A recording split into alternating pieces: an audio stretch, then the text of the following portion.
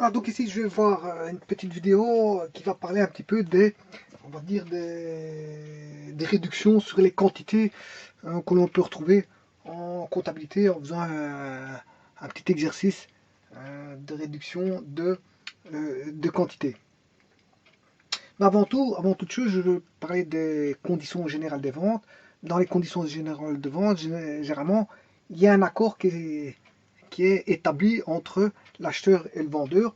Et ça va, euh, le point d'accord va, on va dire, tourner autour de 4 points nodaux qu'on va appeler tout simplement la qualité, parce que les gens veulent de la qualité dans leurs produits. Il y a rarement des gens qui ne veulent pas des produits de qualité, hein. Bon, et s'il n'y a pas qualité, ben, le client doit être mis au courant par l'acheteur.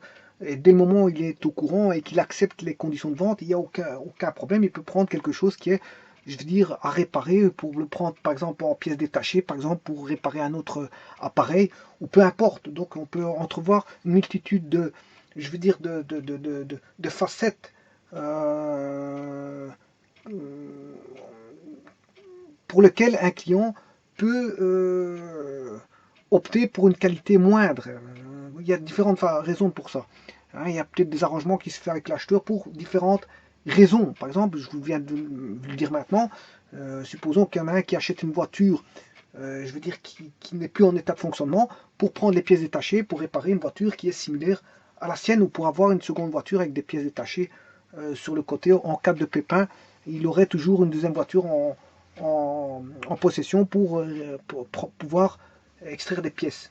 Voilà. Ou tout simplement, il va acheter une voiture en pièces détachées pour pouvoir revendre les pièces détachées. Voilà. Donc en fait, là, on s'en fout de la qualité. Le gars, il achète la voiture, peu importe si elle fonctionne, elle ne fonctionne pas, si elle est cassée ou pas, s'il manque des parties, sauf s'il il l'achète pour une partie bien précise et que cette partie est manquante. Ça, c'est bon, c'est un cas de figure, c'est exceptionnel.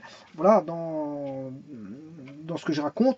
Voilà, donc en fait, la vente entre l'acheteur et le vendeur peut être un accord entre l'acheteur et le vendeur qui peut, je veux dire, qui va tourner autour des points nodaux tels que la qualité et la quantité. Bon, la personne, si elle commande 5 et qu'elle en reçoit 3, ben, je veux dire, elle sera mécontente. Voilà. C'est toujours le client qui sera mécontent s'il reçoit toujours moins, alors que le fournisseur sera content si le client ne remarque pas, mais enfin bref, ça c'est une autre histoire. Mais en général, s'il y a un accord entre l'acheteur et le vendeur, ben, s'il y a une certaine quantité qui a été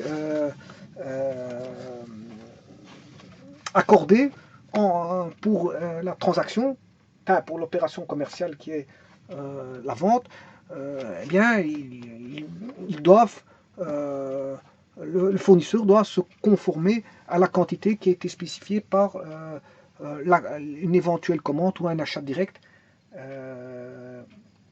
d'un client. Donc on voit bien que la qualité et la quantité sont des conditions pour lesquelles les conditions générales de vente vont bien répertorier en tant que conditions. Bien sûr, on retrouve le prix, hein, le prix dans les conditions générales de vente, on retrouve les prix et aussi le paiement. Bon, alors ici, moi, je parlais un petit peu tout simplement de la quantité pour vous dire qu'il y a des réductions au travers des quantités et qu'on retrouve des terminologies spécifiques que l'on retrouve, je veux dire, dans les réductions de quantité. On retrouve le coulage, le bon poids et la réfaction. On va retrouver le bon poids,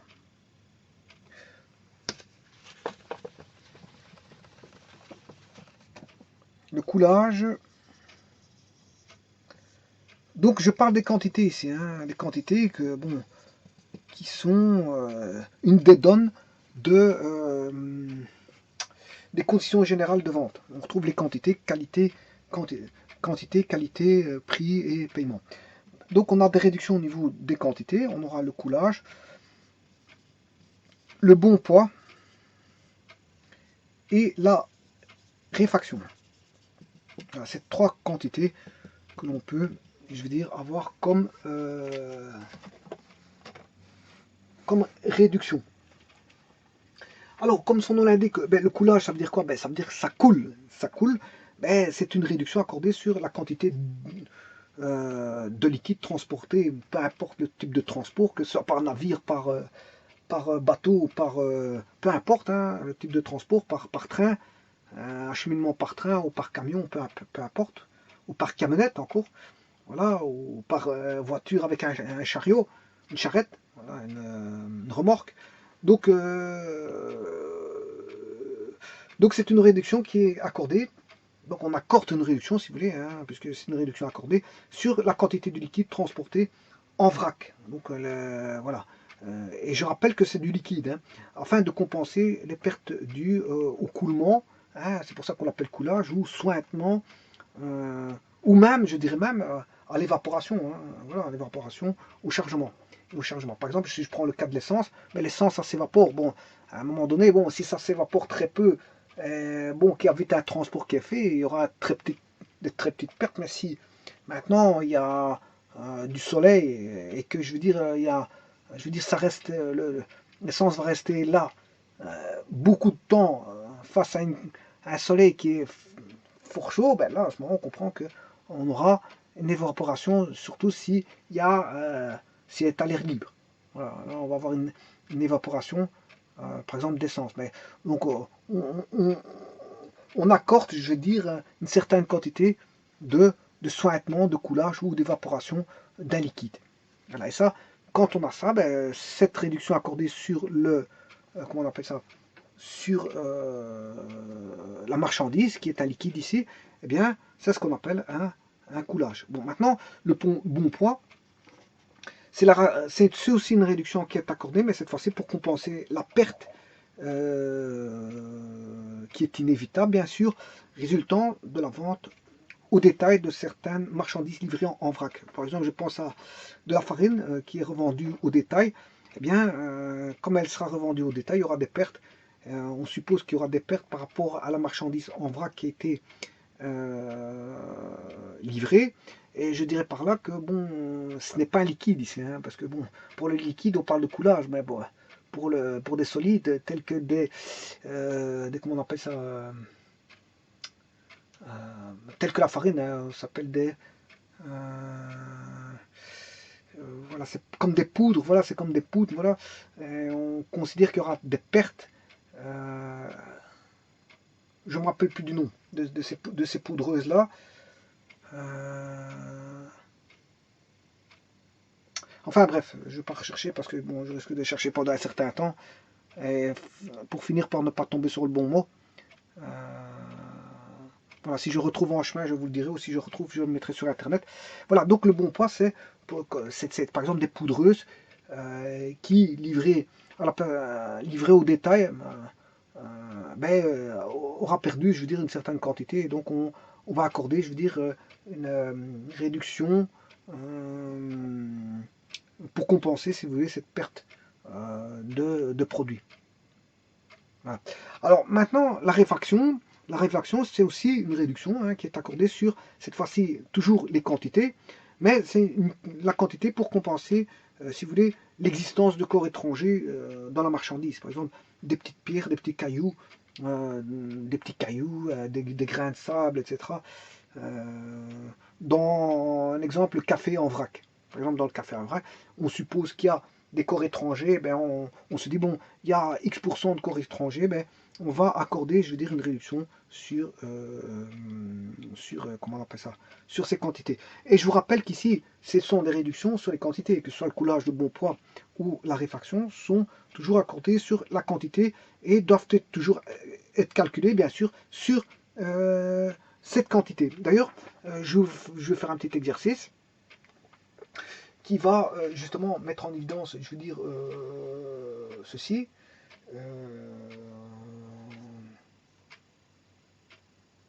Et pour ça, il faut que je trouve des exercices. Voilà. Je vais aller voir sur Internet pour vous trouver des exercices sur les quantités. Mais simplement, ici, je vais faire un petit exercice sur la tare.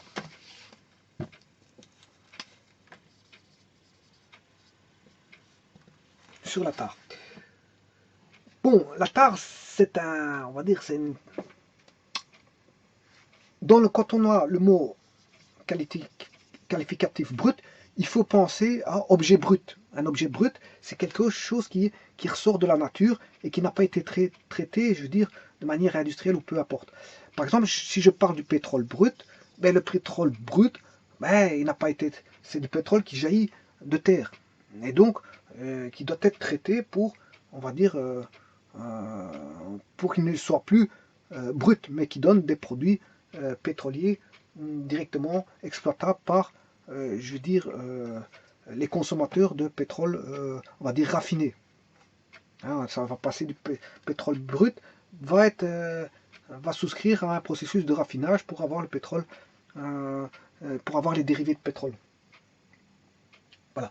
Donc on comprend que le mot brut, c'est un mot qui veut dire, qui est apparemment comme l'or, on va dire le diamant brut, mais c'est quelque chose qu'on trouve directement en premier état. Voilà. Donc si je dis par exemple salaire brut, le salaire brut c'est le premier état. Le salaire brut, c'est le premier état. Ce qui veut dire que le salaire net, c'est les déductions de toutes les, on va dire, de tous les, tout ce qu'il y a à déduire pour avoir le salaire net. Alors on comprend qu'il y a les charges, enfin, il y a le, comment est-ce qu'on appelle ça, dans le salaire brut, il faut extraire tout ce qui est social. Par exemple, tout ce qui est sécurité sociale, il faudra le déduire, par exemple. On déduira ici du salaire brut tout ce qui est social. Voilà, ce qu'on appelle l'ONSS. L'ONSS prendra sa partie qu'on appelle l'Office national de la sécurité sociale. Voilà, l'Office national de sécurité sociale, qui est l'office qui va enlever voilà, ce qui lui est dû, voilà, pour donc on va voir une diminution de salaire pour avoir le salaire net. Et donc il n'y a pas que ça qu'on enlèvera, on enlèvera aussi bon, les impôts, on peut enlever les impôts là-dessus, et on peut enlever encore d'autres choses sur le salaire brut. Donc on retire l'ONSS, on peut retirer les impôts, on peut retirer certaines choses. Voilà, donc ça c'est ce qu'on appelle le salaire brut, c'est le premier état, et le salaire net c'est l'état pour lequel on a tout enlevé. Ben, ici, pour le poids c'est la même chose, on a le poids brut et le poids net. Mais si on a un poids brut, pour avoir le poids net, c'est le premier état, il faut enlever quelque chose pour avoir le poids net. Et ce quelque chose justement, c'est ce qu'on appelle la tare. En fait, dans une marchandise, généralement, les marchandises sont constituées d'emballages. Mais ces emballages, ça peut être des emballages plastiques, ça peut être des emballages en frigolite, ça peut être des emballages de toutes sortes de nature qui peuvent malgré tout prendre du poids. Voilà. Donc à un moment donné, on peut se dire que on peut avoir une réduction qui est accordée sur le poids pour constituer, si vous voulez, l'existence d'un emballage. Donc si j'enlève, j'ai le poids brut, j'enlève le poids de l'emballage pour avoir le poids net. Et donc on a bien une réduction due au fait qu'il y a l'existence d'un emballage. Voilà. Donc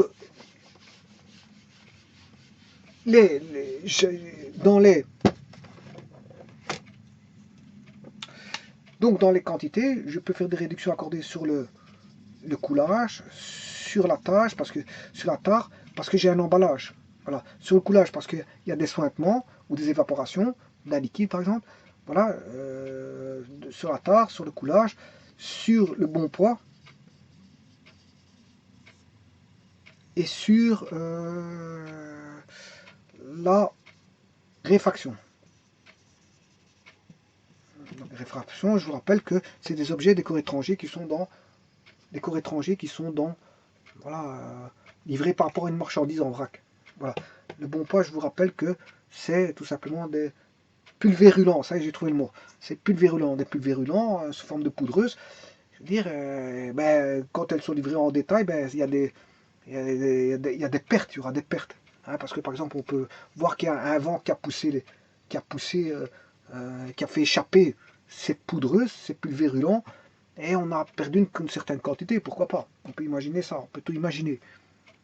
Voilà, une partie qui s'est venue se coller au camion, une partie qui est venue, voilà, que le vent a, a mis en dehors du chargement. Voilà, des petites pertes genre coulage, mais qui n'est pas un coulage, tout le long, comme un, on va dire un sablier, tout le long du trajet, pourquoi pas. On peut avoir toute une panoplie de, voilà, de pertes. Voilà, c'est une perte. Donc on prend en compte toutes ces pertes-là. Et là, c'est dû aux emballages. Donc là, c'est dû aux emballages. Ça, c'est dû aux, aux évaporations et aux sointements d'un liquide, bien sûr, c'est liquide. Là, on peut parler d'objets en trop qui ne sont pas propres aux produits commandés. Voilà, des objets, on va dire, parasites, des objets parasites dans la marchandise. Voilà, et là, le bon poids, ben, c'est une perte due à un chargement, à une livraison au détail, par rapport à une livraison en vrac. C'est une perte de poids, livré au détail. Voilà, donc vous voyez bien qu'ici il y a différents types. Et ici, je vais faire un petit exercice pour la tare et on va voir comment ça c'est déjà pour la tare. Et puis je ferai des exercices. Vous savez que je trouve des exercices où j'en construise un ou l'autre. Probablement j'en construis l'un ou l'autre parce que bon, il faudrait que je trouve ça sur internet. Mais sinon, si je ne le trouve pas sur internet, ben, j'en mettrai un ou l'autre. Sur le bon poids et la réfaction. Mais ici, je ferai un exercice sur on va dire, sur la tare. Alors, supposons que... donc je vous rappelle, c'est une réduction accordée sur les quantités, hein, donc sur le poids qui constitue ici l'existence d'un emballage. Alors, bien sûr, on n'a pas calculé cette quantité d'emballage, tout simplement, on va se dire qu'en gros, généralement quand on livre, on a X% du poids qui constitue l'emballage. On va parler en pourcentage de poids de la totalité. Supposons qu'ici j'ai un poids brut d'une marchandise qui fait 2000 kg, ce qui veut dire qu'on a 2 tonnes. J'ai une tare de 5%, voilà, et que bon, le prix unitaire de la marchandise, bien sûr, ici livré, est de 20 euros par kilo.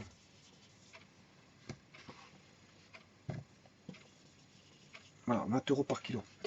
Alors, la tare, je vais calculer le poids brut. Enfin, il n'y a rien à calculer parce que ça, c'est déjà le poids brut.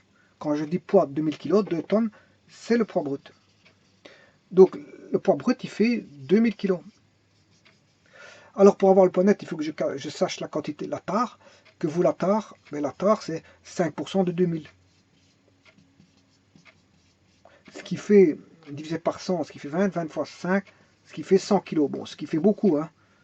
100 kg d'emballage sur 2 tonnes, bon, on peut dire que si on nous retire 100 kg, c'est bien. C'est bien. Pourquoi pas? Bon, ce qui veut dire que le poids net, ben, il fait pas. Le poids qui constitue la vraie réelle marchandise n'est pas de 2 tonnes, mais de 2 tonnes moins 100 kg, ce qui fait 1900 kg. Voilà. Et donc le prix unitaire va être calculé sur le poids net. Donc on aura 20 euros fois, ça c'est 20 euros pour 1 kilo. Voilà. Mais comme on a 1900 kg, ben, il faudra faire 1900 fois 20.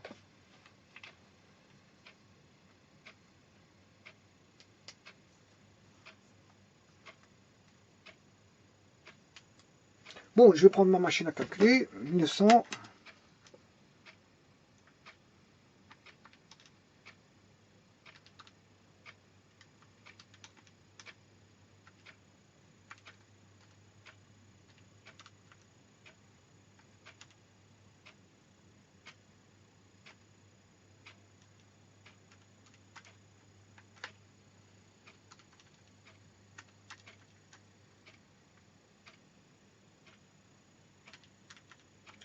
Voilà, ce qui fait 38 000. 38 000 euros. 38 000 euros à payer.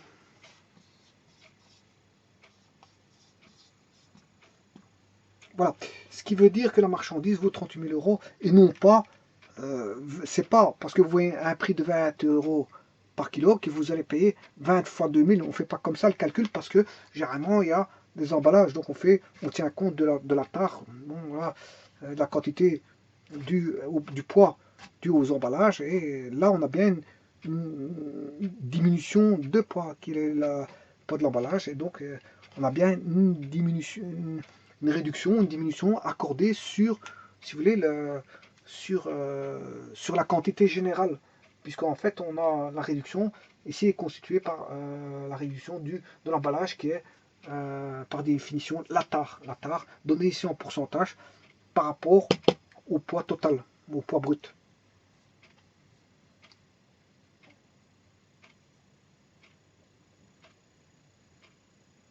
Voilà, et ça constitue bien sûr le prix total. Hein.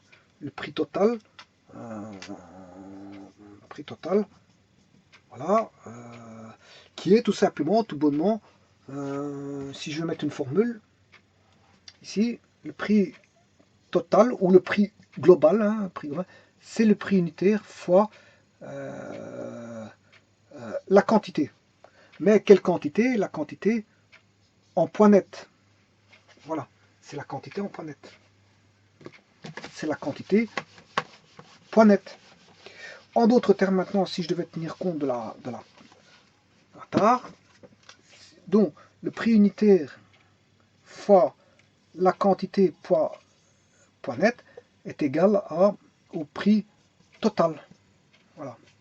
Mais le prix unitaire, ça reste le prix unitaire à l'unité, fois la quantité du poids net.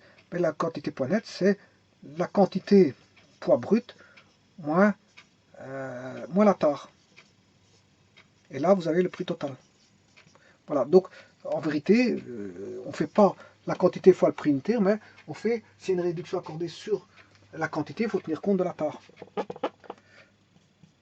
Voilà, alors maintenant, la tare, je pourrais écrire autrement, c'est X%, si la tare vaut X%, c'est quantité poids brut sur 100. Voilà. Voilà, et je peux dire aussi que c'est la quantité poids brut fois 1 moins X%. Et donc on peut dire aussi que c'est le prix unitaire fois la quantité poids brut fois, ici j'ai plus de place, je vais l'écrire derrière. Donc c'est le prix unitaire fois la quantité poids brut que j'ai mis en évidence. Je mets tout en centièmes, moins x sur 100. Voilà, et là, on a, en tenant directement compte de la quantité poids brut, je peux faire PU, prix unitaire, fois 2000, parce que j'avais au départ 2000 kg.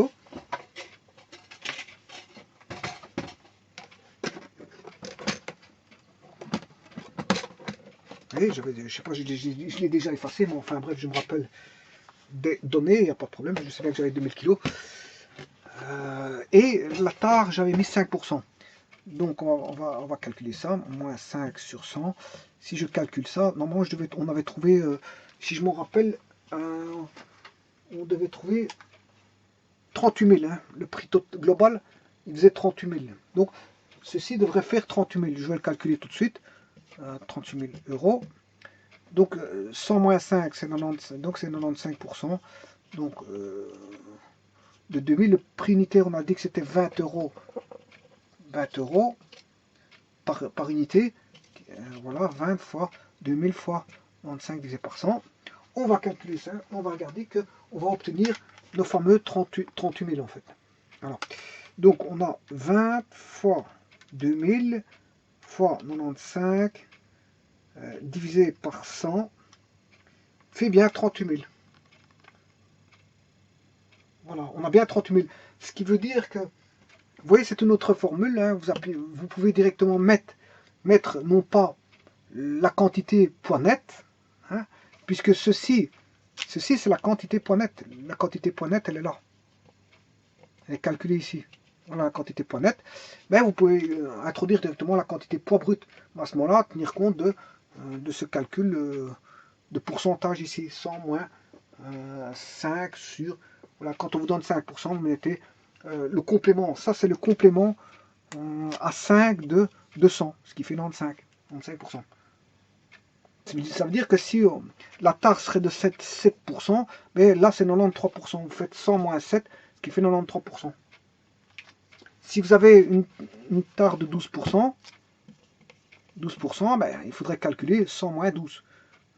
100 moins 10, ça fait 90, moins 2, 88. Là, il faudrait introduire 80%. Donc, avec une tare de 12%, vous avez 80%, 88%. Voilà.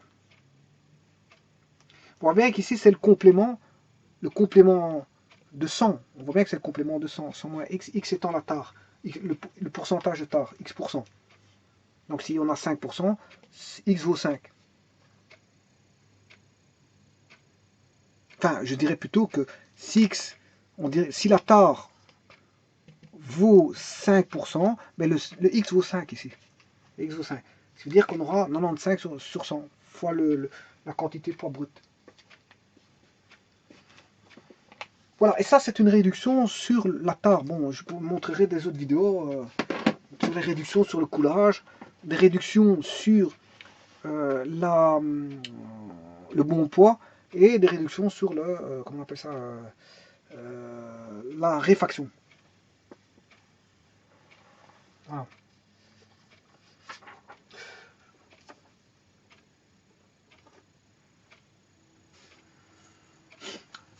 Voilà, je vous remercie.